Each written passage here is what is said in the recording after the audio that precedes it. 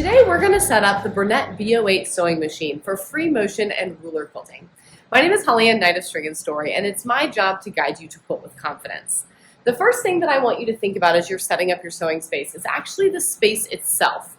You can see full details for my tips and tricks about quilting posture on my blog, but the basics are simple.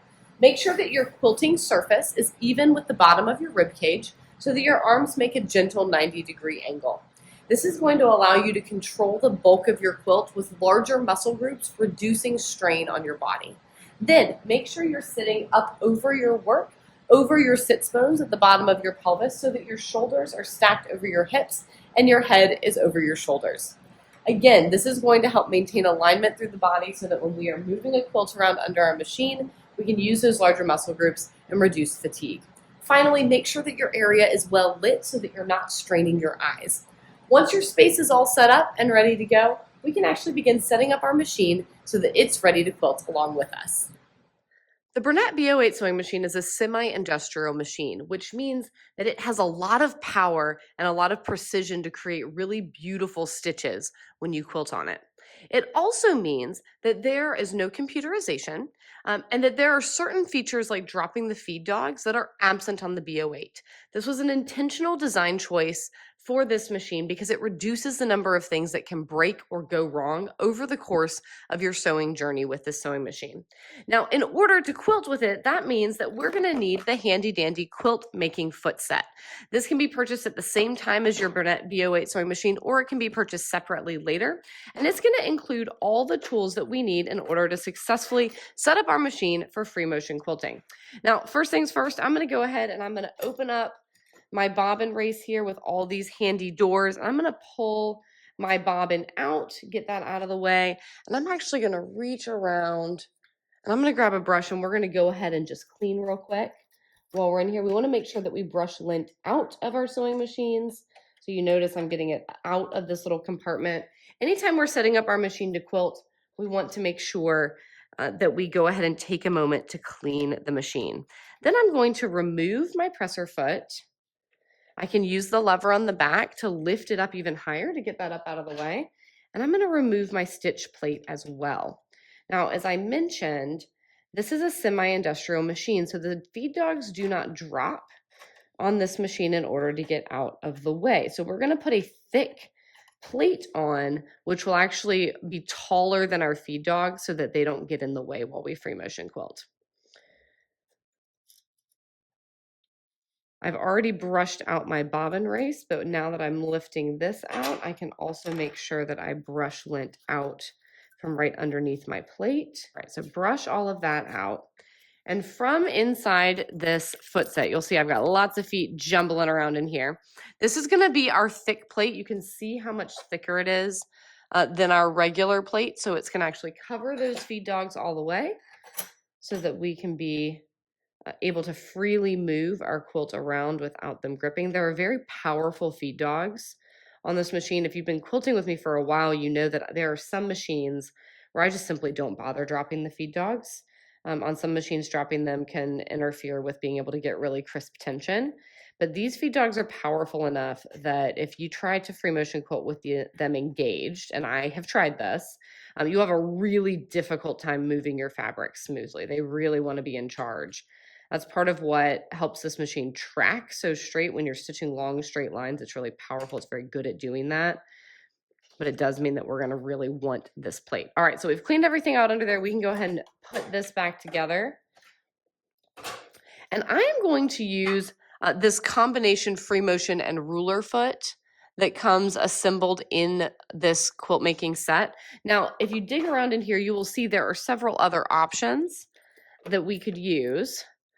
We have a closed toe darning foot and then two different open toe feet with different orientations, one oriented towards the front of the machine this way and one oriented to the side that way. These can change, they're interchangeable in here by using this little screw on the back of the hopping foot. So you can just simply change the sole on this hopping foot. I love this foot though, the one that comes assembled, because it allows me to use free motion techniques or ruler quilting techniques without having to change my foot again. All the others would be for free motion only. You would not want to use a ruler with them. they don't have the safety guard on there. So you want these tall sides that serve as a safety guard. There we go. When you're quilting with a ruler. All right, so we have, oh, I forgot to put my bobbin back in. I pulled it out of there to make sure that I could get everything nice and clean. So we've made a couple of really important changes to how this machine is set up. So we made sure that everything is cleaned out, which is essential when you're setting up any machine for free motion quilting. We've changed out this plate so that our feed dogs will be functionally disengaged. They will continue to move back and forth, but they are below the lip of that plate, so we'll be able to move everything smoothly. And we've put a hopping foot on. At this point, we're ready to get started free motion quilting. So let's take a whack at it. All right, I reached first for a practice sandwich because I want to do a quick check of our tension before we get started. So I've simply lowered my needle there. It's allowed me to pull my thread through the foot. And now by lowering the foot, hopefully I can get my bobbin thread to come up through here. Probably moving too quickly. There it is. Make sure I lower that foot to stitch. And you can see, even without gloves on, how smoothly I can move this fabric underneath the machine here, okay? On the top, our stitches are looking really lovely. Let's take a peek at the back. They look pretty good on the back. They could be a little tighter. I've got a little bit, I know it's gonna be hard to see on camera, but I can just barely see my top thread coming through on the back here. So I will raise my presser foot. We have a couple of tension opportunities on the front of our b08 here. First, depending on how many of these loops you thread through and how many loops here you thread through, you can add a lot of extra tension to your thread. You're really only gonna use that if you're using a really thick thread. I'm quilting with my typical Orifil 50 weight. It's a very fine thread. So I've looped through 2 holes here and I have my first tension disc. I'm not gonna mess with this one. This is secondary tension. This is not gonna be relevant to what I'm doing at the moment. I'm gonna adjust my tension down here. I'm just gonna go a couple of clicks to the right. And then we're gonna try this again. Don't worry if you get puckers and things on your practice sandwiches. That's not gonna matter. Oh, those are beautiful. All right. So what I have here, I'm gonna zoom in a little bit so that y'all can see, is this right here is right where I just stitched. And you can see, even at a bit of a distance, that on the back of my quilt sandwich, the stitches, you can see the start and the stop, and they look every bit as crisp and lovely as my stitches here on the front of my quilt. And that is exactly what I'm looking for. That's one of my favorite things about this machine, is it has really beautiful tension. And you saw how quick and easy that adjustment was. So I'm gonna raise my needle, get this out of the way, and we'll be able to switch over and do a little bit of stitching on a proper quilt.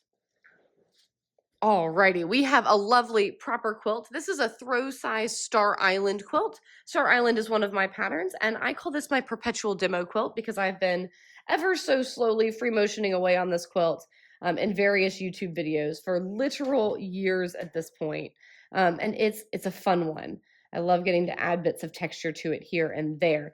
Now you will notice as I have positioned this under my machine that it's kind of puddled, right? I've got the quilt all bunched up here. And that's because at no point do I want the quilt to be pulling down off the edge of this table or down into my lap. So I want everything kind of bunched up. And then I've got this lovely little puddle here in the middle where I can stitch. And I'm gonna just put a few pebbles into the background here. And I am using a matching thread.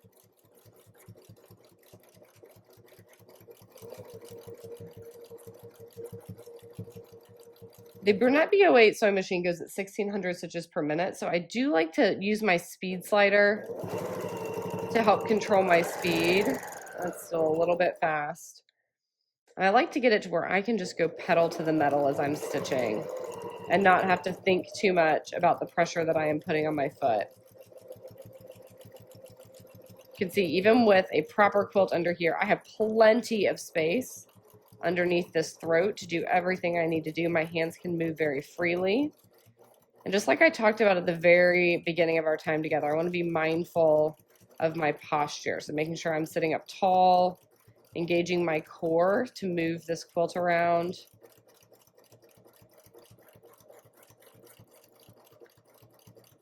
so that I'm using the larger muscle groups in my arms and back as opposed to the smaller ones in my hands and forearms. So notice my hands are flat. I'm letting the weight of my hand help with the controlling of this quilt.